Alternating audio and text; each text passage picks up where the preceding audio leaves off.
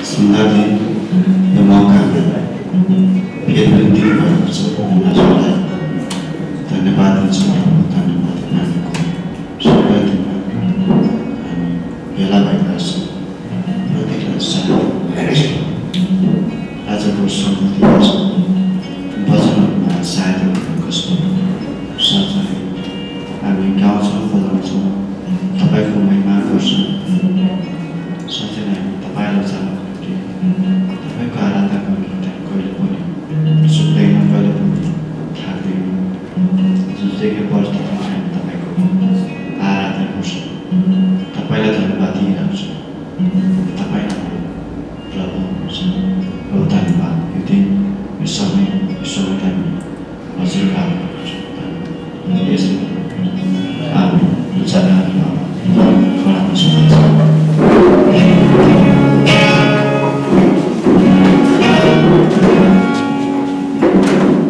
यीशुको नाममा चालो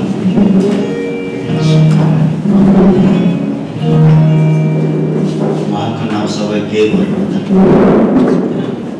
सबैभन्दा के छ महान छ महान छ उत्पत्ति प्रकाशमा बाइबलमा गऱ्यो उहाँको नाम सबैभन्दा महान छ सबैभन्दा उत्तम छ सबैभन्दा उच्च छ आमेन केही पढ्नु सक्यो आराधना गर्छु हुन्छ यसुको नाम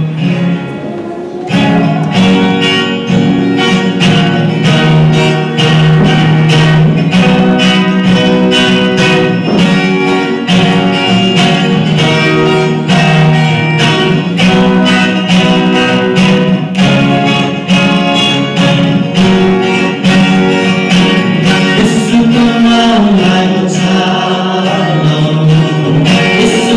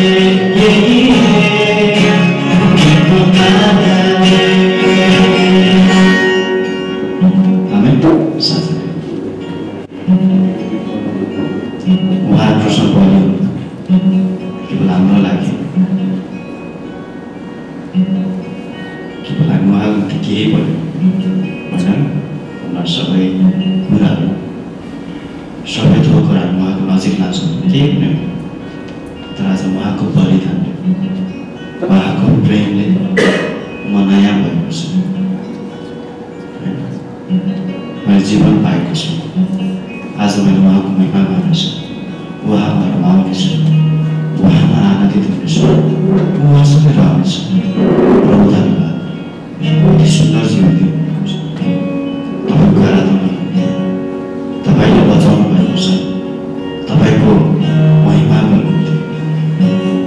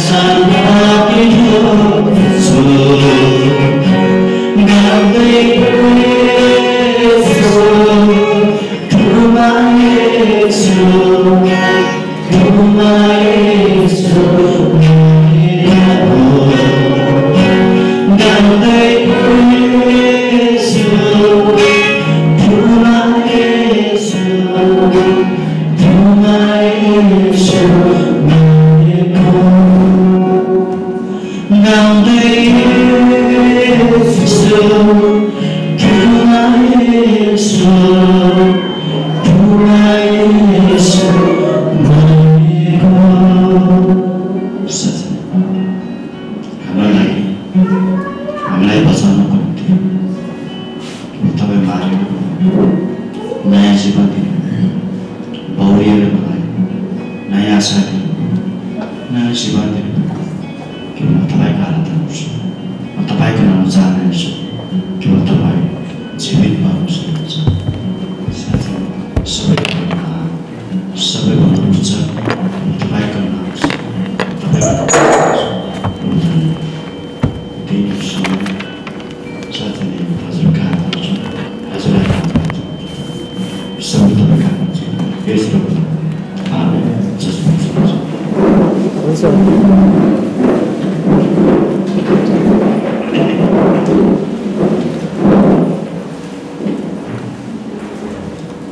हेलो हेलो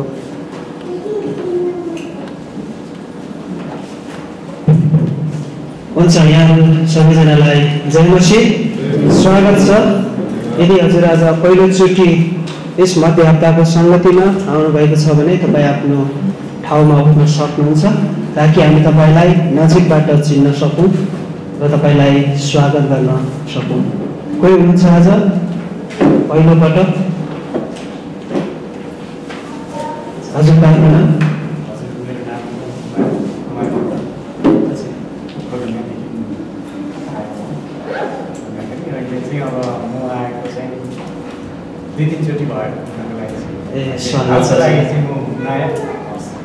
स्वागत छ। हामी सबैजनाले हामी सबैजना परमेश्वरको वचनले हरेक दिन हामीलाई नयाँ बनाउँदछ र एउटा अर्कालाई हामी ताली बजाएर स्वागत गर्नेछौँ। हामी सबैजना नयाँ नै। हामी मध्य हप्ताको सङ्गतिमा छौँ। सदा चाहिँ हरेक बुधबार 11 बजेदेखि 12 बजेसम्म मध्य हप्ताको सङ्गति भइरहेको छ। त्यसै गरी आज बेलुका साँझ 6:10 देखि 7:10सम्म हाम्रो मिसन भेला हुने गर्दछ। हामी सबैजना एकदमै आज हुँदैन, माफ गर्नुहोस्, आज हुँदैन, कारण उता अमेरिकामा आज कन्फरेन्स भइरहेको कारणले गर्दाखेरि आज हुँदैन, तर अर्को हप्ता हुन्छ। अनि त्यसै गरी बिहिबार 36 देखि 37सम्म प्रार्थना सङ्गति भइ नै रहेको छ। अनि त्यसै गरी बिहिबारकै दिन 7:45 देखि 8:30सम्म हाम्रो पास्टर स्यालरबाट गो टु मिटिङमा हामी क्लासहरू गरिरहेका छौँ। तपाईँले पनि एकबाट हेर्न सक्नुहुन्छ। गो टु मिटिङ तपाईँले प्ले स्टोरबाट डाउनलोड गर्न सक्नुहुन्छ। त्यसै गरी शुक्रबार 4 बजेदेखि 5 बजेसम्म सुसमाचार कार्यक्रम भइरहेको छ।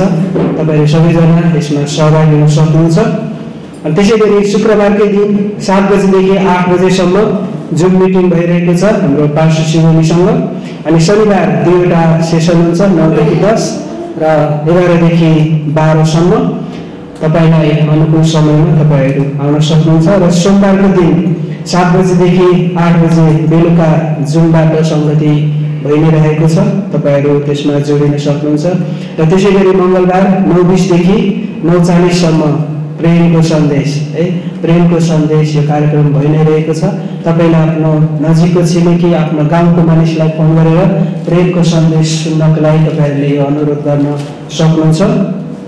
त्यसै गरी अहिले चाहिँ कन्फरेन्स भइरहेको छ उता अमेरिकामा। हाम्रो पास्टर बुवा त्यहाँ हुनुहुन्छ र उहाँको निम्ति हामी प्रार्थना गर्नेछौँ र त्यहाँको कन्फरेन्सको लागि। अनि अर्को महत्त्वपूर्ण सूचना भनेको चाहिँ कन्फरेन्स हुँदैछ अक्टोबरमा कन्फरेन्स हुँदैछ। हाम्रो आदरणीय पास्टर शिवले आउँदै हुनुहुन्छ। यो चाहिँ अक्टोबर 11 देखि 13सम्म हुन्छ, यानि कि असोज 25 देखि 27 दसैँ पछाडि। तपाईँ सबैजना अहिलेदेखि नै होइन हामी यसको लागि उत्साहित हुन सक्छौँ, एक्साइटेड हुन सक्छौँ। कन्फरेन्सले जहिले पनि हामीलाई एकदमै नयाँ ऊर्जा र आशिषको कुराहरू ल्याउँदछ। त्यसै गरी हामी प्रार्थना गर्न सक्छौँ हाम्रो आदरणीय पास्टर सुरेन्द्र सरको लागि, उहाँको स्वास्थ्यको लागि। परमेश्वरलाई धन्यवाद भएको होस् कि परमेश्वरले उहाँलाई एकदमै सहायता गर्नुभएको छ। उहाँलाई हामी सबैजनाले आफ्नो प्रार्थनामा सम्झिन सक्नुहुन्छ। त्यसै गरी हाम्रो मनिष सरको मम्मी पनि बिरामी हुनुहुन्छ, उहाँको लागि पनि हामी प्रार्थना गर्न सक्नेछौँ। हजुर। अनि बाइबल क्लासहरू हरेक सोमबारदेखि शुक्रबारसम्म क्लासहरू भइ नै रहेको छ। 9:30 देखि 11:30 सम्म हामी सबैजना यसमा हामी सहभागी भएर परमेश्वरको कक्षा कोठामा अद्भुत पास्टर शिक्षकहरूबाट हामी यो सधैँ सिक्नेछौँ र शनिबार पनि सर्भिस पछाडि 11 बजेको र 12 बजे पछाडि होइन तपाईँहरूले त्यसमा पनि तपाईँहरू सहभागी हुन सक्नुहुन्छ। र आजको यो सङ्गति पछाडि दिदीबहिनी सङ्गति पनि हुने गर्दछ र दिदीबहिनीहरू तपाईँहरू सङ्गतिमा बस्न सक्नुहुन्छ र हामी छोटो परमेश्वरको वचनलाई हामी हेर्नेछौँ।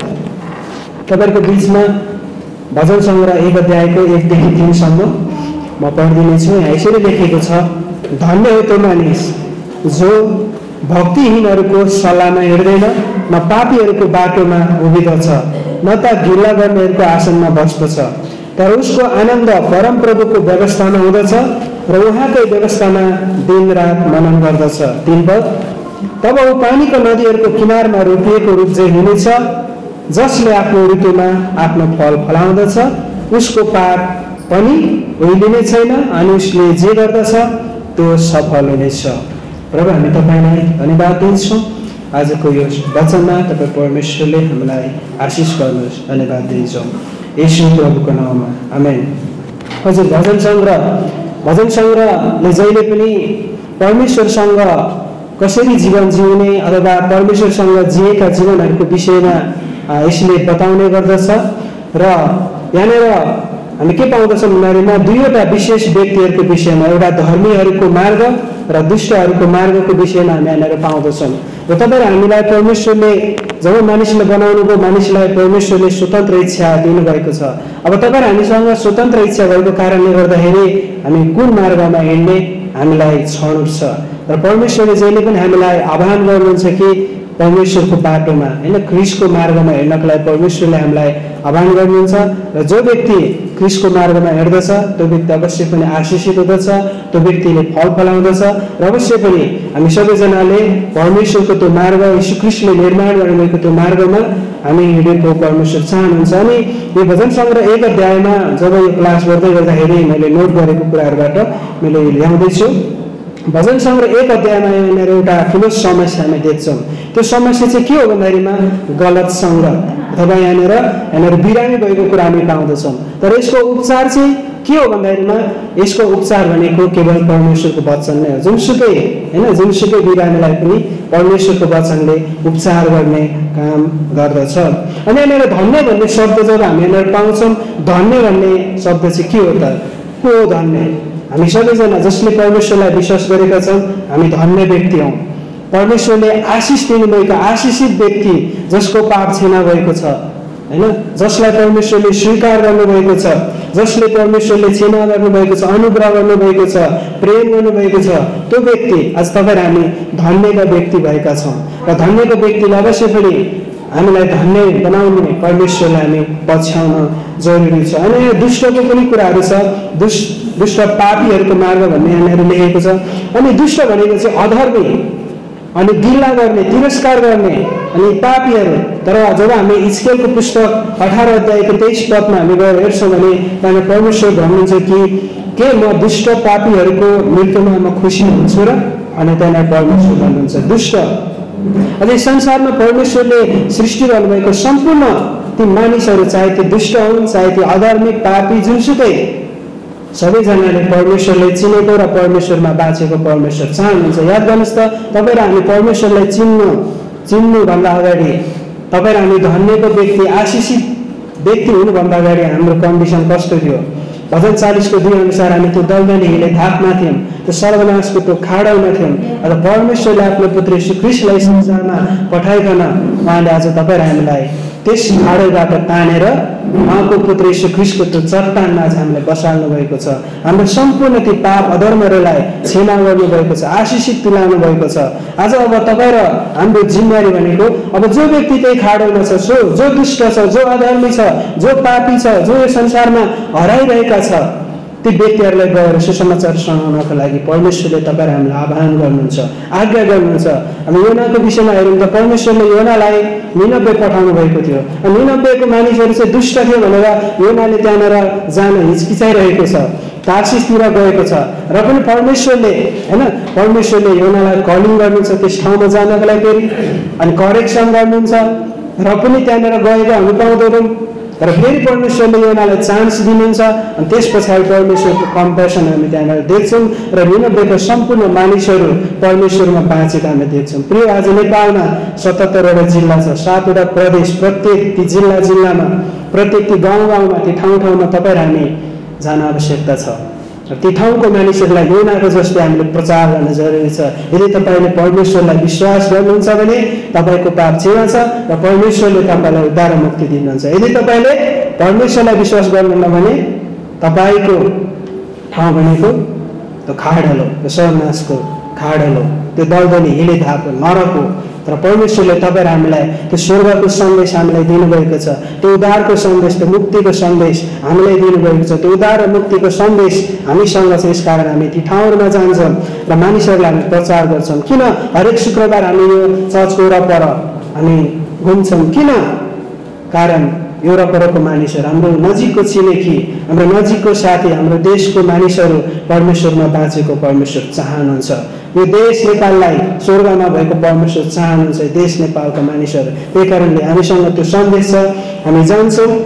अनि यहाँनिर एक पदमा धर्मी मानिसहरूको प्रभाव बढ्दै गएर धर्मीहरूलाई भनेर गिला गर्ने अनि मिलोमतो भएको जस्तो हामी देखिन्छ। र 2 पदमा तर धर्मी मानिस चाहिँ अधर्मी मानिसहरूद्वारा होइन तर परमेश्वरको वचन मनन गरेर प्रभावित भएका हुन्छन्। प्रिय, वरपरको मानिसहरू धेरै खालको छन्, तर कहिले पनि तपाईँ र हामी वरपरको मानिसहरूले हामीले के गर्छन्, कस्तो गर्छन्, कस्तो खालको सोच्छन् त्यतातिर हामी सोच्नु हुँदैन। तर परमेश्वरको वचनलाई हामीले दिनरात मनन गर्नु जरुरी छ कि परमेश्वरको वचन जब हामी मनन गर्छौँ भने अवश्य पनि हामी धर्मीजन परमेश्वरको वचनद्वारा हामी जिउन जरुरी छ। संसारको मानिसहरूले तपाईँ र हामीलाई उनीहरूको आँखाको कसिङ्गर हामीलाई ठान्छन् भने हामीलाई त परमेश्वरले उहाँको आँखाको नानी हामीलाई ठान्नुहुन्छ।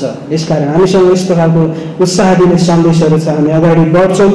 तेस्रो पदमा चाहिँ लेखेको छ कि परमेश्वरको वचन अनुसार रहने व्यक्तिमा सफलता अथवा उपलब्ध छ भन्ने कुरा हामी बुझ्दछौँ। सफलता उपलब्ध, जस्तो हामी यहोशू 1 अध्यायको 8-9 हामीलाई थाहा छ कि त्यहाँनिर यहोशूलाई परमेश्वरले परमेश्वरको वचन दिनरात ध्यान गर्नु, यसलाई पालन गर्नु, तब तिमी सफल हुनेछौ। के हामी सफल हुन चाहँदैनौँ?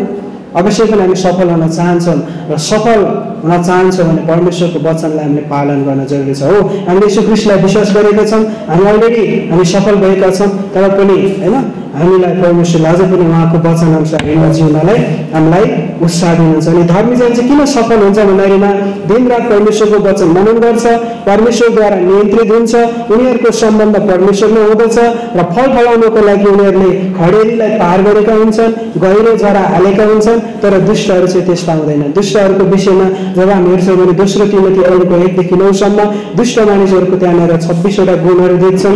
उनीहरू स्वार्थी, घमण्डी, बैगुनी, लोभी अनि घृणा गर्ने, विश्वासघाती हुन्छन्। तर त्यस्ता मानिसहरूदेखि हामी पर बस्नु पर्दछ। त्यस्ता मानिसहरूको बाटोमा सल्लाहमा हामी हिँड्दैनौँ, तर परमेश्वरको वचनमा हामी हिँड्छौँ र परमेश्वरको वचनमा हामी अगाडि बढ्दछौँ। र भक्तिहरूको सल्लाहमा हामी हिँड्दैनौँ, तर परमेश्वरको पवित्र आत्माको सल्लाहमा हामी हिँड्छौँ, कारण पवित्र आत्मा हाम्रो सल्लाहकार हुनुहुन्छ। पापीहरूको मार्गमा हामी खडा हुँदैनौँ, कारण यीशु ख्रीष्टको मार्गमा हामी खडा हुन्छौँ। गिला तिरस्कार गर्नेहरूको सङ्गतमा होइन, तर यीशु ख्रीष्टको सङ्गति र परमेश्वरको सङ्गतिमा हामी अगाडि हिँड्छौँ। यही कारणले अब प्रश्न यो छ कि यदि तपाईँ कोही गलत सङ्गतले बिरामी हुनुहुन्छ भने परमेश्वरको वचनले उपचार गर्न आवश्यकता छ। परमेश्वरमा विश्वास गरी ख्रीष्टको मार्गमा खडा हुन जरुरी छ र परमेश्वरको वचनद्वारा नियन्त्रित र उहाँसँगको सम्बन्धमा रहन आवश्यकता छ, जहाँ धन्यको जीवन, ख्रीष्टको मार्गको जीवन र परमेश्वरसँगको भक्तिको जीवन र कहिले पनि नभइदिने सफलता र अनन्त जीवनको जीवन त्यहाँनिर हामी ग्यारेन्टी भएको सुनिश्चित पाउँदछौँ। हामी प्रभुको समय हाम्रो आदरणीय पास्टर सुभाष सरलाई दिन चाहन्छु। उहाँ आउँदै गर्नुहुँदाखेरि हामी ताली बजाउनेछौँ। धन्यवाद दिपक सरलाई, परमेश्वरलाई साथै सम्पूर्ण अगुवाजनहरूलाई धन्यवाद। हुन्छ, हामी ढिलो नगरिकन है, हामीसित समय एकदम कम छ र हामी आउनुहुने प्रचारकको निम्ति पनि समय कम गर्न चाहँदैनौँ। त्यसै कारण हामी फिलिपी 1 अध्यायको 6 पदबाट हेर्नेछौँ। फिलिपी 1 अध्यायको 6 पदबाट यहाँ चाहिँ यसरी लेखिएको छ, यस कुरामा म निश्चित छु जसले तिमीहरूमा एउटा असल काम सुरु गर्नुभएको छ, उहाँले यीशु ख्रीष्टको दिनसम्म त्यो पुरा गर्नुहुनेछ। यस कुरामा म निश्चित छु जसले तिमीहरूमा एउटा असल काम सुरु गर्नुभएको छ उहाँले येशू ख्रीष्टको दिनसम्म त्यो पुरा गर्नुहुनेछ। र गएको समय शनिबारको दिन प्रचार गर्दै गर्दाखेरि त्यहाँ चाहिँ ग्लानीको विषयमा प्रचार गरेको थिएँ मैले, र हामीले हेरेका थियौँ कि हामीले ग्लानी गर्न आवश्यक छैन, कारण ख्रीष्टले सबै ग्लानीहरू चाहिँ क्रुसमा आफ्नो रगतद्वारा मेटाइसक्नुभयो। र त्यही सन्देशसँग सम्बन्धित गर्दै गर्दाखेरि होइन, त्यही सन्देशसँग सम्बन्धित गर्दै गर्दाखेरि आज पनि हाम्रो जीवनमा विभिन्न ग्लानीहरू आउने गर्दछन्। हामी असफल हुन्छौँ र हामीले विभिन्न गल्तीहरू गर्दछौँ, र त्यसपछि शरीर, संसार र शैतानले हामीलाई दोष लगाउने काम गर्दछ। शरीर, संसार र शैतानले हामीलाई दोष लगाउने काम गर्दछ। तर हामी यो पदलाई हेरेर भन्न सक्छौँ कि हामीले ग्लानी गर्न आवश्यक छैन। हामीले यो पदलाई हेरेर भन्न सक्छौँ कारण हामीले ग्लानी गर्न आवश्यक छैन, किनभने येशू ख्रीष्टले, याद गर्नुहोस् त, येशू ख्रीष्टले जुन कार्य हामीमा सुरु गर्नुभएको छ त्यो कार्य उहाँले पुरा गर्नु नै हुनेछ। त्यो कार्य उहाँले पुरा गर्नु नै हुनेछ। हुन्छ, उहाँले कुन कार्य सुरु गर्नुभएको छ? हामी रोमी 8 अध्यायलाई पढ्नेछौँ। रोमी 8 अध्यायको 29 पद हामी हेर्नेछौँ। किनभने जसलाई उहाँले पहिल्यै जान्नुभएको थियो उनीहरू चाहिँ आफ्नो पुत्रको रूपमा ढालियोन् भनेर उहाँले उनीहरूलाई पहिले नै ठहराउनु पनि भयो, यसैले कि उहाँ चाहिँ अनेकौँ भाइहरूका बिचमा जेठा हुन्। याद गर्नुहोस् त, परमेश्वरले हामीलाई ख्रीष्टको स्वरूपमा बदली गर्ने काम सुरु गर्नुभएको छ। ख्रीष्टको स्वरूपमा पूर्ण बनाउने काम उहाँले के गर्नुभएको छ? हाम्रो जीवनमा सुरुवात गर्नुभएको छ। र त्यो कामको सुरुवात चाहिँ क्रुसबाट, याद गर्नुहोस् त, क्रुसबाट, संसारको उत्पत्तिभन्दा पहिले नै मारिनु भएको थुमाद्वारा, उहाँको मराइबाट होइन, ख्रीष्टको मराइबाट त्यो कुराहरू सुरु भएको छ। अब पदीय रूपमा हामी ख्रीष्टको स्वरूपमा ढालिसकेका छौँ, हामी परमेश्वरका सन्तान भइसकेका छौँ, र एक प्रकारले भन्नुपर्दा ख्रीष्टको भाइहरू हामी भइसकेका छौँ पदीय रूपमा। तर सँगसँगै अब दिन प्रतिदिन जीवनमा उहाँले हामीलाई के गर्न चाहनुहुन्छ? ख्रीष्टको स्वरूपमा बदली गर्न चाहनुहुन्छ। जुन कार्य उहाँले के गर्नुभएको छ? हामीमा सुरु गर्नुभएको छ, जुन असल कार्य अर्थात् ख्रीष्टको स्वरूपमा हामीलाई बदली गर्ने कार्य उहाँले सुरु गर्नुभएको छ त्यो उहाँले पुरा गर्नु नै हुनेछ। र हामी देख्न सक्छौँ ख्रीष्टले क्रुसमा के गर्नुभयो? उद्धार र मुक्तिको कार्य सिद्ध्याउनु भयो, छुटकाराको कार्य सिद्ध्याउनु भयो, हाम्रो पापको मोल तिरेर हामीलाई छुटकारा दिइसक्नु भयो। र त्यसपछि उहाँ बौरी उठ्नुभयो र उहाँ अहिले पिताको दाहिने हातपट्टि विराजमान हुनुहुन्छ। र अब अहिलेको समयमा उहाँले हामीलाई के गर्न चाहनुहुन्छ? हामीलाई, मण्डलीलाई उहाँले सिद्ध तुल्याउने कार्य उहाँले गर्दै हुनुहुन्छ, र विशेष गरी आफ्नो स्वरूपमा हामीलाई बदली गर्ने कार्य उहाँले गर्दै हुनुहुन्छ। त्यो कार्यको निम्ति उहाँले तीनवटा कुराहरू प्रयोग गर्नुहुन्छ। वचन, आफ्नो वचनद्वारा उहाँले हामीलाई के गर्नुहुन्छ? आफ्नो स्वरूपमा बदली गर्ने कार्य गर्नुहुन्छ। भर्खरै हाम्रो आदरणीय रूपक सरले, पास्टर रूपकले भन्नुभएको कुरा तपाईँले ध्यान दिनुभयो, धन्य हो त्यो मानिस जसले दिनरात परमप्रभुको वचनमा मनन गर्दछ। याद गर्नुहोस् त, जब हामी दिनरात परमप्रभुको वचनमा मनन गर्छौँ भने हामी परमेश्वरको वचनबाट उहाँको स्वभाव र उहाँको चरित्रहरूलाई जान्दछौँ, उहाँको महिमालाई हामी जान्ने काम गर्दछौँ। र जब हामी उहाँको महिमालाई जान्छौँ भने हामीले त्यसलाई जानिसकेपछि मात्रै अब हामी के गर्न सक्छौँ?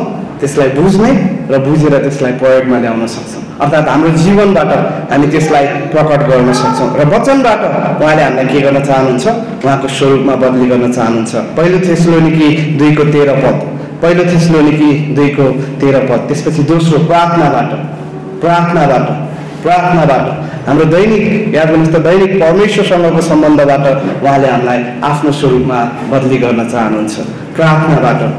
एफिसी 3:20-21 पद, र अर्को हामी कसैलाई पनि मन नपर्ने कुरा, याद गर्नुहोस् त, अर्को एउटा कुरा छ जुन हामी कसैलाई पनि मन पर्दैन, त्यो हो कष्टबाट उहाँले हामीलाई के गर्न चाहनुहुन्छ? उहाँको स्वरूपमा बदली गर्न चाहनुहुन्छ। कष्टबाट हामीलाई उहाँले आफ्नो स्वरूपमा बदली गर्न चाहनुहुन्छ। याकुब 1:2-4 जब हामी यहाँ छौँ यो खण्डलाई पढ्छौँ भने तिमीहरू अनेकौँ सङ्कष्टहरूबाट भएर जाँदा के गर? तिमीहरू धीरज गर, ताकि अहिलेको क्षणिक सङ्कष्टबाट तिमीहरूले के गर? पछि आउने भारी महिमा होइन तिमीहरूले प्राप्त गर्न सक। अर्थात् तिमीहरूको निम्ति आवश्यक पर्ने सबै ईश्वरीय गुणहरू चाहिँ तिमीहरूले के गर्न सक? प्राप्त गर्न सक भनेर हामी त्यहाँ छेउ देख्न सक्दछौँ। गएको समय हामीले ग्लानीको विषयमा हेरेका थियौँ। याद गर्नुहोस् त, जब हामी कुनै भुल गल्ती गर्छौँ, जब हामी कुनै कुरामा चुक्छौँ अर्थात् परमेश्वरको स्वभावसम्म पुग्नबाट हामी चुक्छौँ भने के हुन्छ त्यहाँ चाहिँ पाप हुँदछ र पापले के गर्ने काम गर्छ? ग्लानी ल्याउने काम गर्छ र ग्लानीलाई देखाउने काम अथवा दोष लगाउने काम संसार, शरीर र शैतान यो तीनवटा कुराले निरन्तर गरिरहन्छन्। आज पनि याद गर्नुहोस् त, हामीलाई थाहा छ ख्रीष्ट हाम्रो निम्ति क्रुसमा मर्नु भएको छ, हामीलाई परमेश्वरको सन्तान बनाइसक्नु भएको छ र हाम्रो जीवनमा उहाँले कार्य गर्दै हुनुहुन्छ भन्ने कुरा हामीलाई थाहा छ। तर जब ती दोषहरू आउँछन् हामी बिर्सन्छौँ ख्रीष्टले हाम्रो जीवनमा कार्य गर्दै हुनुहुन्छ। हामी बिर्सन्छौँ ख्रीष्टले हाम्रो जीवनमा कार्य गर्दै हुनुहुन्छ र हामी भनौँ न, ओहो मैले गल्ती गरेँ होइन, ला अब परमेश्वरले मलाई क्षमा गर्न सक्नुहुन्न क्या, ला म परमेश्वरको सन्तान हुन सक्दिनँ कि क्या। तर हामीले यो कुरा ध्यान दिन जरुरी छ कि ख्रीष्टले हाम्रो जीवनमा कार्य गर्दै हुनुहुन्छ। याद गर्नुहोस्, जब त्यहाँ चाहिँ कुनै बाटोहरू निर्माण भइरहेको हुन्छ अथवा कुनै ठाउँमा त्यहाँ चाहिँ निर्माण कार्य भइरहेको हुन्छ, त्यहाँ बोर्ड लगाइएको हुन्छ एउटा बोर्ड लगाइएको हुन्छ, त्यहाँ लेखिएको हुन्छ निर्माण कार्य हुँदैछ। भन्नुको अर्थ के हो? पुरा भइसकेको छैन, पुरा भइसकेको छैन। जब त्यहाँ त्यो कार्य पुरा हुन्छ भने त्यहाँ के देख्न सकिन्छ? त्यो कार्यको सुन्दरता, अर्थात् जुन कार्य त्यहाँ भइरहेको छ त्यो पुरा भइसकेपछि अब त्यहाँ मानिसहरूले त्यो कार्यको के गर्न सक्छन्? लाभ उठाउन सक्छन्। त्यस्तै ख्रीष्टले, परमेश्वरले आज हाम्रो जीवनमा कार्य गर्दै हुनुहुन्छ। हो, जब हाम्रो जीवनमा त्यहाँ समस्याहरू आउँछन्, हाम्रो जीवनमा त्यहाँ मिस्टेकहरू हामी गर्छौँ, गल्तीहरू गर्छौँ, हाम्रो जीवनमा ग्लानीहरू आउँछन् भने हामी भन्न सक्छौँ कार्य हुँदैछ, परमेश्वरले मेरो जीवनमा कार्य गर्दै हुनुहुन्छ। ए शैतान हेर, परमेश्वरले मेरो जीवनमा कार्य गर्दै हुनुहुन्छ, पुरा हुन बाँकी छ, पुरा हुन बाँकी छ, उहाँले मेरो जीवनमा कार्य गर्दै हुनुहुन्छ। ए संसार होइन, हेर परमेश्वरले मेरो जीवनमा कार्य गर्दै हुनुहुन्छ। जब यो पुरा हुन्छ तब तिमीले ख्रीष्टको पूर्ण स्वरूप मबाट देख्नेछौ, तब तिमीले ख्रीष्टको पूर्ण स्वरूप मबाट देख्नेछौ। दोस्रो कोरिन्थी 3:18 हामी पढ्छौँ भने त्यहाँ भनिएको छ कि हुन्छ, हामी खोलेर पढ्नेछौँ त्यसलाई। दोस्रो कोरिन्थी 3:18 यसरी भनिएको छ, तर नढाकिएको चेहराले प्रभुको महिमा ऐनामा जस्तै हेर्दा हेर्दै हामी सबैजना प्रभुद्वारा जो आत्मा हुनुहुन्छ एक महिमादेखि अर्को महिमामा सर्दै उहाँको रूपमा बदली हुँदै जान्छ। याद गर्नुहोस् त, अब नढाकिएको चेहरा जस्तै, अब त्यहाँ चाहिँ ढाक्न आवश्यक छैन। अनि त्यहाँ चाहिँ कुनै पनि कुराहरू यस्ता छैनन् जुन हामीले ढाकेर राख्नुपर्छ, कारण ती ढाक्नुपर्ने कुराहरू सबै उहाँले हटाइदिइसक्नु भएको छ। र अब हामी प्रभुको स्वरूपमा एक महिमादेखि अर्को महिमामा बदली हुँदै जान्छौँ, एक महिमादेखि अर्को महिमामा हामी बदली हुँदै जान्छौँ। यो चाहिँ हाम्रो दिन प्रतिदिन होइन हामी ख्रीष्टको स्वरूपमा बदली हुने कुरालाई यसले जनाउँदछ। यसलाई हामी प्रगतिशील पवित्रकरण भनेर पनि हामी यसलाई बाइबल कलेजमा अध्ययन गर्ने गर्दछौँ। र विशेष गरी हिजोको कक्षामा हामीले होइन कसरी परमेश्वरले आफ्नो जनहरूलाई दुःख कष्टहरूको जाँचहरूद्वारा के गर्नुभयो? सिद्ध तुल्याउनु भयो भन्ने विषयमा हेरेका थियौँ। हो, हाम्रो जीवनमा कष्टहरू आउँछन्, हाम्रो जीवनमा समस्याहरू आउँछन्, तर याद गर्नुहोस् एउटा सुन पनि त्यो खानीबाट निकालिएपछि त्यो परीक्षाहरूबाट, जाँचहरूबाट नभइकन अर्थात् प्रशोधनको त्यो विधिहरूबाट नभइकन त्यो सुनको मूल्य त्यसले प्राप्त गर्न सक्दैन। जुन मूल्य आज स्त्रीहरूले होइन आफ्नो कानमा, गलामा उहाँले भनौँ बहुमूल्य रूपमा त्यसलाई पहिरिनुहुन्छ, त्यो मूल्य प्राप्त गर्नको निम्ति पनि त्यो विभिन्न प्रक्रियाहरूबाट भएर जान आवश्यक छ। त्यसै गरी हाम्रो जीवनमा पनि परमेश्वरले हामीलाई विभिन्न प्रक्रियाहरू, जाँचहरूबाट भएर लैजानुहुन्छ ताकि हामीमा उहाँको त्यो बहुमूल्य स्वरूप प्रकट हुन सकोस्, ताकि हामीमा उहाँको त्यो बहुमूल्य स्वरूप प्रकट हुन सकोस्। अघि हामीले सुरुमा हेऱ्यौँ ख्रीष्टले क्रुसमा त्यो कार्य सिद्ध्याइसक्नु भएको छ उद्धार र मुक्तिको। हो, अब हामी परमेश्वरका सन्तान भइसकेका छौँ, एक प्रकारले पदीय रूपमा हामीसँग ख्रीष्टको स्वरूप छ। त्यसपछि अब दिन प्रतिदिन जीवनमा उहाँले हामीलाई ख्रीष्टको स्वरूपमा बदली गर्दै जानुहुन्छ, उहाँले हामीमा कार्य गर्नुहुन्छ। याद गर्नुहोस् त, भर्खरै पढेको पद फिलिपी 1:6 उहाँले हामीमा कार्य गर्नुहुन्छ र त्यसपछि अब उहाँले हामीद्वारा कार्य गर्नुहुन्छ। जब उहाँले हामीमा कार्य गरेर सिद्ध्याउनुहुन्छ, जब उहाँले हामीमा कार्य गर्दै हुनुहुन्छ, जब उहाँले आफ्नो चरित्र, आफ्नो स्वभाव हामीमा निर्माण गर्नुहुन्छ, त्यसपछि अब हामीमा निर्माण भएको कुरा, हामीमा निर्माण भएको स्वरूपलाई उहाँले के गर्नुहुन्छ? अरूको निम्ति प्रस्तुत गर्नुहुन्छ र त्यसद्वारा अरूमा कार्य गर्नुहुन्छ। त्यसै कारण प्रियहरू होइन, आज हामीले परमेश्वरलाई आफ्नो जीवनमा उहाँको स्वरूपलाई प्रकट गर्नको निम्ति अनुमति दिन आवश्यक छ। र त्यो कुराहरू हामी केबाट गर्न सक्छौँ? वचन प्रार्थना र सँगसँगै जब सङ्कष्टमा भएर हामी जान्छौँ भने हामीले सम्पूर्ण रूपमा उहाँमा भरोसा गरेर त्यो कुरालाई हुन दिन सक्छौँ। आमेन।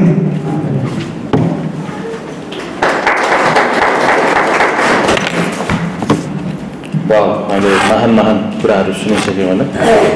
अझै हामी केही कुरालाई सुन्नेछौँ।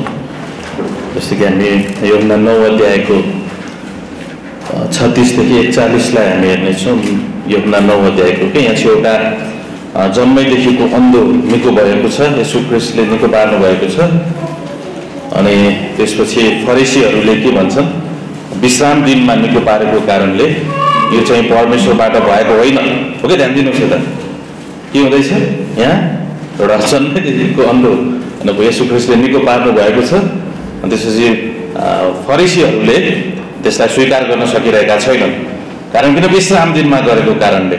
आज चाहिँ हामी त्यही रूढिवादले कसरी हामीलाई अन्धो बनाउँछ भन्ने विषयमा हामी हेर्न सक्छौँ होइन। अनि त्यो चाहिँ हामी तत्पश्चात उनीहरूले हो तिमी अब यो विश्राम दिनमा निको भएको कारणले हामी यसलाई स्वीकार गर्न सक्दैनौँ। अनि त्यसपछि त्यो माथि धेरै कुराहरू हुन्छ। अनि अन्तिममा येशू ख्रीष्टले त्यो जुन अन्धोलाई निको पार्नुहुन्छ त्यसलाई भेट्नुहुन्छ। अनि त्यसपछि 36 पदमा हामी देख्छौँ, उसले जवाफ दिएर भयो भने उहाँ को हुनुहुन्छ प्रभु, म उहाँमाथि विश्वास गरौँ। अनि येशूले उसलाई भन्नुभयो, तिमीले उनलाई देखेका पनि छौ र तिमीसित बात गर्ने उनी नै हुन्। अनि उसले भने, प्रभु म विश्वास गर्छु। अनि उसले उहाँलाई दण्डवाद गर्यो।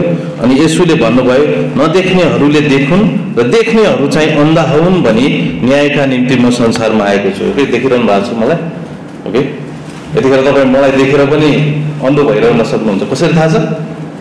मलाई चाहिँ हेर्नुहुन्छ तर मैले भनेको कुरा चाहिँ सुन्नुहुन्न भने यहाँ एक हिसाबले त्यही किसिमको। 40 पद, अनि उहाँसँग भएका कति फरिसीहरूले एक कुरा सुने र उहाँलाई भने, कि हामी पनि अन्धा हौ त? प्रश्न सोध्नै पर्दैन न, त्यो त वास्तविक हो नि त।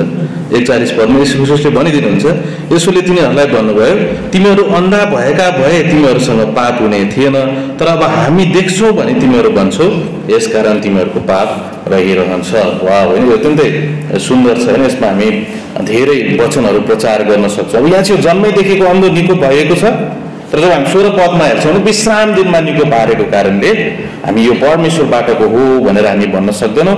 अनि फरिसीहरूको हृदय पनि मन पनि अन्धो भएको हामी पाउन सक्छौँ। अनि यो चाहिँ 2 कोरिन्थी 4:4 होइन, यो शैतानले, संसारको शासकले मनहरू चाहिँ अन्धो बनाउँदछ। अब यहाँ चाहिँ अनि देख्नेले देखिसक्यो।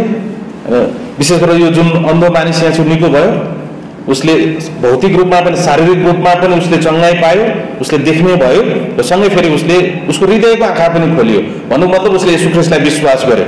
अनि यो व्यक्तिलाई हामी स्वर्गमा देख्छौँ, कारण यही कुरा हामी देख्न सक्छौँ। त्यसपछि तर त्यहाँ चाहिँ जो देख्छु भन्नेहरू जुन फरिसीहरू छन् अनि उनीहरू चाहिँ अन्धो भएको हामी पाउन सक्छौँ। आँखाले चाहिँ यसरी हेर्लान् तर उनीहरूले हृदयदेखि भित्रबाट परमेश्वरलाई चिन्न नसकेको हामी पाउन सक्छौँ। अनि त्यसपछि मुख्य आरोप के छ?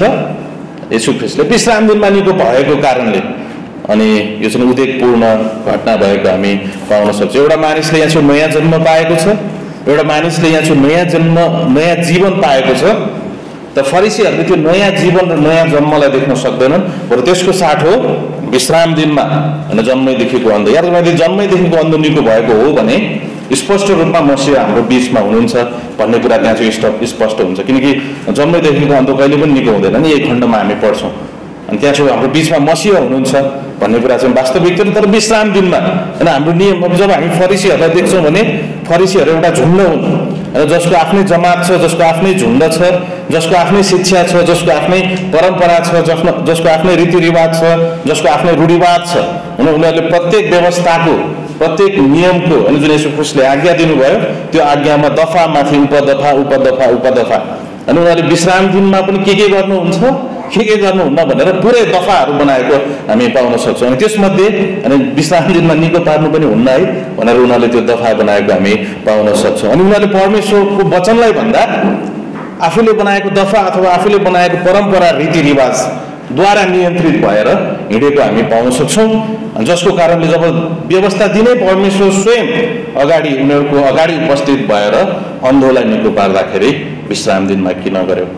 व्यवस्था दिने परमेश्वर बिचमा हुनुहुन्छ तर उनीहरूले यसलाई चिन्दैनन्। भनेपछि उनीहरू आफ्नो कानुनद्वारा अथवा आफ्नो रीतिरिवाजबाट, आफ्नो व्याख्याद्वारा अनि आफ्नो अर्थ खोलाइद्वारा यति व्याप्त छन् उनीहरूले परमेश्वरलाई चिन्न सक्दैनन्। जब व्यवस्था दिने परमेश्वर नै आउनुहुन्छ भने पनि उनीहरूले चिनेनन्। अनि यो चाहिँ दुःख लाग्दो कुरा हो। त्यो भएर हाम्रो बिचमा ख्रिस्ट हुनु अत्यन्तै महत्त्वपूर्ण कुरा हो। जे पनि हुन्छ ख्रिस्ट केन्द्रित हुन्छ, ख्रिस्टको क्रुस, ख्रिस्टको अनुग्रह, ख्रिस्टको दया, अनि जे पनि ख्रिस्टमा हामी केन्द्रित हुँदछौँ। हामी जे पनि गर्छौँ त्यो ख्रिस्ट केन्द्रित हुँदछ। हामी गीत गाउँछौँ ख्रिस्ट केन्द्रित हुँदछ, हामी वचन बोल्छौँ ख्रिस्ट केन्द्रित हुँदछ, र हामी जे पनि गर्छौँ ख्रिस्ट केन्द्रित। न यो कुनै परम्पराबाट अभिप्रेरित छ, न यो कुनै अरू होइन संसारिक नियमबाट नै अभिप्रेरित छ। यदि यो अभिप्रेरित छ भने ख्रिस्टलाई केन्द्रमा राखेर नै हो, ख्रिस्टको अनुग्रह, ख्रिस्टको प्रेमद्वारा अभिप्रेरित सेवकाई हो। अब अन्य ठाउँहरूमा पनि यसो ख्रिस्टले चङ्गाई गर्नुहुन्छ, अनि विभिन्न घटनामा पनि फरिसीहरूले चाहिँ यसो ख्रिस्टले विश्राम दिनमै निको पारेको कारणले होइन हामी विश्वास गर्न सक्दैनौँ। जस्तो कि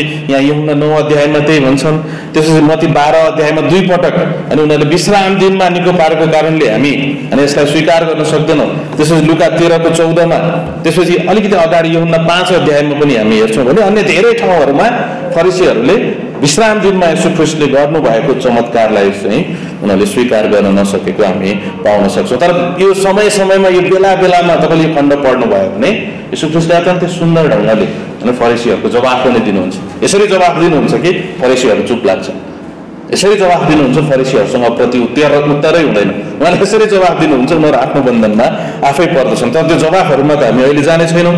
तर जब हामी विश्राम दिनको सन्दर्भलाई हेर्छौँ भने यसो ख्रिस्टले भन्नुहुन्छ मर्कुस 2:27मा, विश्राम दिन मानिसका निम्ति बनाइएको हो तर मानिस विश्राम दिनको निम्ति होइन। भनेपछि मानिस चाहिँ महत्त्वपूर्ण छ। अनि त्यसपछि मत्ती 6:25मा हामी हेर्छौँ भने कपडा भोजन मानिसका निम्ति बनाइएको होइन तर कपडा र भोजनको लागि मानिस बनाएको होइन, तर मानिसको लागि चाहिँ कपडा र भोजन बनाइएको। भनेपछि याद गर्नुहोस् त, विश्राम दिन मानिसको निम्ति, अनि जब हामी हेर्छौँ विश्राम दिन मानिसको निम्ति बनाइएको हो तर मानिस विश्राम दिनको निम्ति होइन। भनौँ मतलब यो जुन कपडा मैले लगाइरहेको छु यो कपडा मेरो निम्ति बनेको हो तर म कपडाको निम्ति बनेको होइन नि त। अनि जब यो कपडालाई म निकालेर यहाँ राख्छु भने अनि यो कपडाको निम्ति म बनेको होइन, मेरो निम्ति चाहिँ कपडा बनेको, म बहुमूल्य छु। यदि म भएन भने त्यो कपडाको केही आवश्यकै छैन। त्यसरी नै यहाँ चाहिँ एउटा मानिस छ अनि यो विश्राम दिन चाहिँ मानिसका निम्ति बनाइएको हो तर मानिस विश्राम दिनको निम्ति होइन। अनि यो कुरालाई अत्यन्तै सुन्दर ढङ्गले यहाँ छु व्याख्या गरेको हामी पाउन सक्छौँ। अझ मत्ती 12:12मा हामी हेर्छौँ भने तिमीहरू विश्राम दिनमा कुनै भेडा खाल्टोमा खस्यो भने त्यो भेडा नमरोस् भनेर त्यसलाई तिमीहरू त्यो खाल्टोबाट निकाल्छौ। अनि यहाँ चाहिँ एउटा मानिस जो जन्मैदेखिको अन्ध छ, जो जीवनको खाडलमा छ, उसलाई निकाल्दाखेरि तिमीहरूलाई किन टाउको दुख्यो? के भेडाभन्दा मानिस उत्तम होइन र? के भेडाभन्दा मानिस बहुमूल्य होइन र? अनि यसो ख्रिस्टले त्यो जवाब दिनुहुन्छ। अनि अस्ति ग्रेस आवरमा पास्टर स्यालरले भन्दै हुनुहुन्थ्यो कि जब मत्ती 23:16देखि 17लाई हामी हेर्छौँ भने उनीहरूले भनौँ न मन्दिरमा भएको सुनलाई छोएर उनीहरूले कसम खान्थे तर मन्दिरको अवहेलना गरिरहेका थिए। अनि त्यो सुन भएको कारणले मन्दिर सुन्दर भएको होइन तर मन्दिर भएको कारणले चाहिँ त्यो सुन सुन्दर त्यहाँ चाहिँ हुँदछ।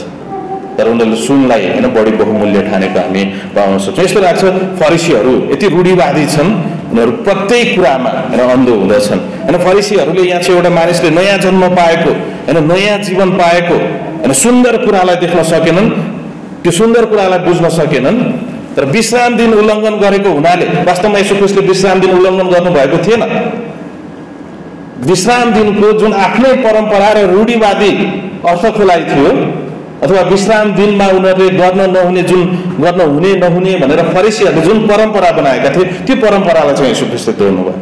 तर परमेश्वरले दिनुभएको त्यो विश्रामको सुन्दर अर्थलाई परमेश्वरले यहाँ चाहिँ अझ कार्यान्वयन गर्नुभएको छ होइन। अझ उहाँले मजाले यसलाई होइन बाहिर ल्याउनु भएको हामी पाउन सक्छौँ। त्यही भएर एउटा मानिस महत्त्वपूर्ण छ होइन। यसो ख्रिस्टले भन्नुहुन्छ विश्राम दिनमा कुनै मानिसलाई निकाल्नु भनेको त बचाउनु भनेको त अझ सुन्दर कुरा हो नि त।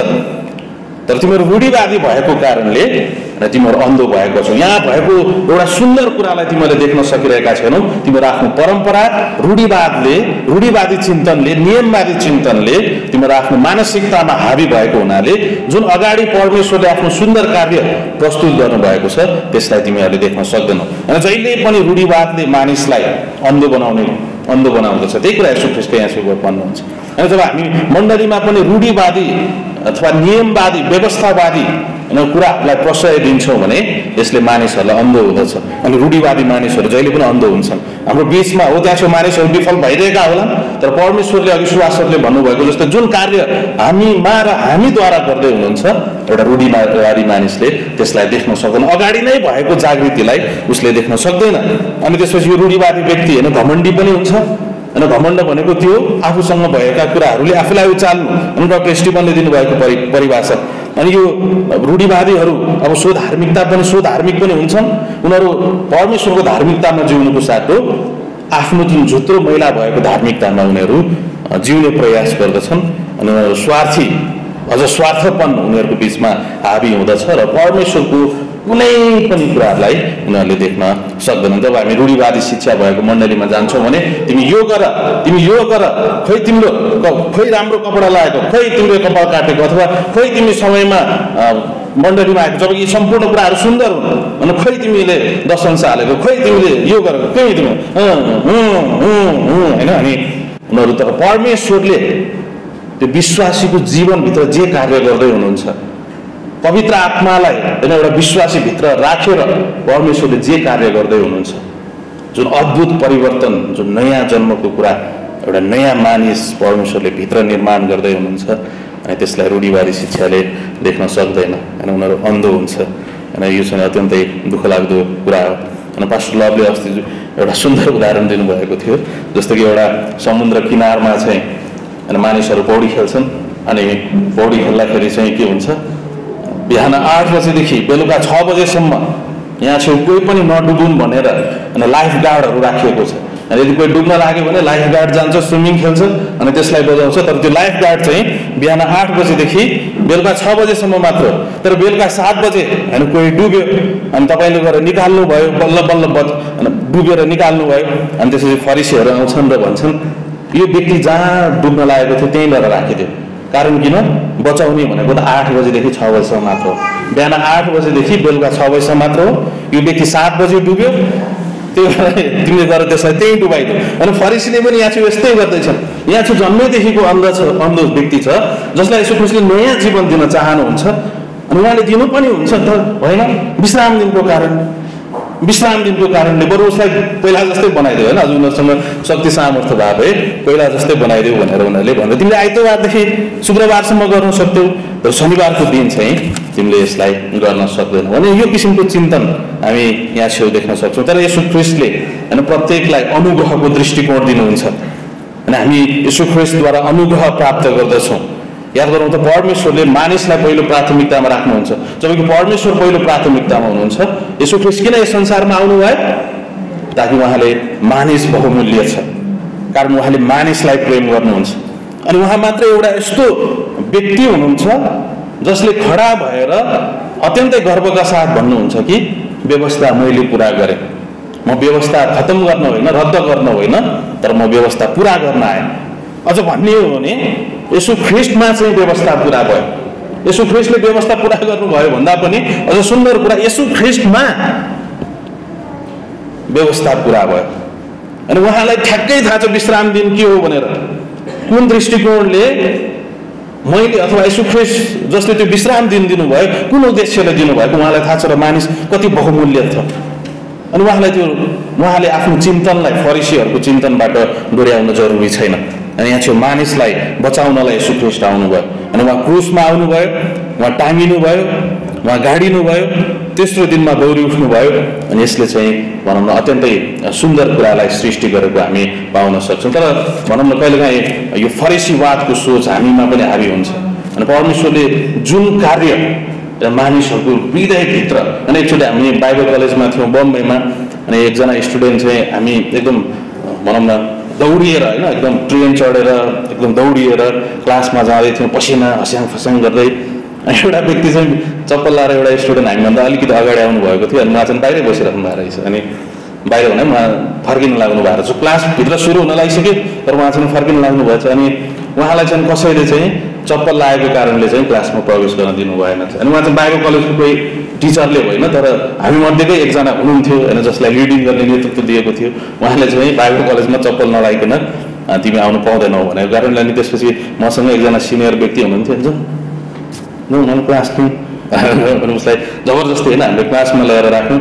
अनि त्यसपछि त्यो व्यक्तिलाई आएर किन तिमीले यहाँ छेउ क्लासमा ल्यायो होइन, यो व्यक्तिले चप्पल लागेको छ। अनि मैले हामीले अनि त्यो व्यक्तिलाई भन्यो कि यहाँ छेउ यो भिडियो क्लास जुन हुँदैछ यहाँ छेउ पास्टर शिवेलीले एकदम सुन्दर कुरा गर्दै हुनुहुन्छ, अनि यो चप्पल लाउने र नलाउने कुरा भन्दा पनि महत्त्वपूर्ण छ। अनि सायद उसले बिर्सियो होला अथवा जेसुकै होस् अथवा उसले भोलि लाउँछ लाउँदैन थाहा छैन, तर जुन कुरा यहाँ छेउ आज हामी सुन्दैछौँ अनि त्यो चाहिँ महत्त्वपूर्ण छ। अनि त्यो एउटा वचनले मानिसलाई मिसनरी बनाउन सक्छ, त्यो एउटा वचनले मानिसलाई उत्साह दिन सक्छ, त्यो एउटा वचनले उसले बाइबल कलेजको नियम उल्लङ्घन गर्यो गरेन त्यो आफ्नो ठाउँमा छ, तर त्योभन्दा माथिको कुरा अनि त्योभन्दा माथिको कुरा। त्यही भएर जब हामी हाम्रो बिचमा हेर्छौँ भने हामी ख्रिस्टलाई हेर्छौँ होइन, को कस्तो छ, कसले के गरिरहेको छ, हामी एकअर्का आत्मिकी छन् कि छैन, वचनअनुसार हिँडेका छन् कि छैनन् भनेर हामी दुईवटा ठुलो ठुलो आँखा लगाएर हामी हेर्दैनौँ, बरु त्यसो सट्टा हामी प्रेमद्वारा अभिप्रेरित भएर अनि यसो ख्रिस्टले सुभाष सरले भन्नुभयो जस्तै यसो ख्रिस्टले हामीभित्र कार्य गर्दै हुनुहुन्छ, यसो ख्रिस्टले हामीभित्र कार्य गर्दै हुनुहुन्छ, यसो ख्रिस्टले हामीभित्र कार्य गर्दै हुनुहुन्छ। अनि यसो ख्रिस्टले हामीलाई अद्भुत कुरातिर डोर्याउँदै हुनुहुन्छ। अनि यसो ख्रिस्टले यो व्यक्तिलाई नयाँ जीवन दिनुभयो। फरिसीहरू त वा होइन, यदि उनीहरू आफ्नो परम्पराबाट रूढिवादी चिन्तनबाट यदि उनीहरू व्याप्त नभएको भए उनीहरू पनि यो अन्ध व्यक्ति जस्तै नाच्न सक्थ्यो। वा होइन, वा जन्मैदेखिको अन्ध हाम्रो बिचमा निको भएको छ, कसैले पनि गर्न नसक्ने, त्यसको मतलब कसले निको पार्यो। अनि यहाँ त हाम्रो मसीहा हुनुहुन्छ, कारण यसैयाले भविष्यवाणी गरेका थिए जब मसीहा आउनुहुनेछ उहाँले अन्धाहरूको आँखा खोल्नुहुनेछ। यदि जन्मैदेखिको अन्ध कसैले पनि निको पार्न सक्दैन, तर यहाँ चाहिँ कसैले निको पारेको छ त्यो त मसीहा हो, मसीहा हाम्रो बिचमा हुनुहुन्छ भनेर पुरै राष्ट्रलाई घोषणा गरिदिनु पर्ने हो। अनि तर उनीहरू आफ्नो चिन्तन आफ्नो परम्पराबाट यति अन्ध बनाएका छन्। अनि यीशु ख्रीष्टले भन्नुहुन्छ अनि तिमीहरू देख्छु भन्छौ, थाहा छ भन्छौ र पनि तिमीहरू अन्धो छौ, र तिमीहरू यीशु ख्रीष्टमाथि विश्वास गर्न जरुरी छ। अनि फरिसीहरूको निम्ति अनि विश्वास गर्नु चाहिँ अत्यन्तै कठिन कुरा भएको हामी देख्छौँ। त्यही भएर हामी हाम्रो बिचमा पनि अनुग्रहलाई अभ्यास गरौँ। अनुग्रहको प्रचार मात्र होइन, अनुग्रहको डक्ट्रिन मात्र होइन, जब त्यो महत्त्वपूर्ण छ अनि त्यो प्रचार हुनै पर्दछ, त्यही नै हो प्रचार हुनुपर्ने, तर हामी अभ्यास पनि गरौँ। अनि एकअर्कालाई भनौँ न रूढिवादी चिन्तनले हेर्नुभन्दा बरु हामी अनुग्रहको दृष्टिकोणले हेरौँ। अनि मानिसहरूले जे गर्नुपर्ने हो, विश्वासीहरूले जे गर्नुपर्ने हो त्यो हामीले गर भन्नु पर्दैन र उनीहरू आफैले भन्दछन्। यो चाहिँ अत्यन्तै विश्वासी जीवनमा सुन्दर पार्दछ। प्रभु हामी धन्यवाद दिन्छौँ यो समयको निम्ति, जे कुराहरू तपाईँले हाम्रो बिचमा बोल्नुभयो प्रभु यसलाई तपाईँले आशिष दिनुहोस् र यसलाई तपाईँले बढाउनुहोस्। प्रभु हामी धन्यवाद दिन्छौँ, माग्छौँ प्रभु ख्रीष्टको नाउँमा आमेन। बिहान मेरो पास्टर बुवासँग कुरा भएको थियो व्हाट्सएपबाट, उहाँले अत्यन्तै बोल्टिमोरको कन्भेन्सनलाई अत्यन्तै आनन्द उहाँले महसुस गर्नुभएको थियो। उहाँले केही कुराहरू सेयर गर्दै हुनुहुन्थ्यो, जस्तो कि प्रत्येक वचनहरू चाहिँ अभिषेकपूर्ण वचनहरू छन्। अनि प्रत्येक तपाईँले हेर्नु भएको छ कि छैन भनेर मलाई सोध्दै हुनुहुन्थ्यो। अनि मैले भने बिहानको मैले हेर्दैछु हो कि, अनि तपाईँहरू पनि त्यो कन्भेन्सन हेर्न चाहनुहुन्छ भने लगभग बिहान अथवा बेलुकाको एकदम उपयुक्त हुन्छ। त्यो अत्यन्तै सुन्दर कुराहरू भएको छ। त्यसलाई तपाईँहरूले यदि कसरी इङ्ग्लिस बुझ्नुहुन्छ भने तपाईँहरूले त्यसलाई हेर्न सक्नुहुन्छ। ओके, पछाडि भेटीको बाकस छ, सकियो कि फेरि अर्को वचन सुरु गर्नु?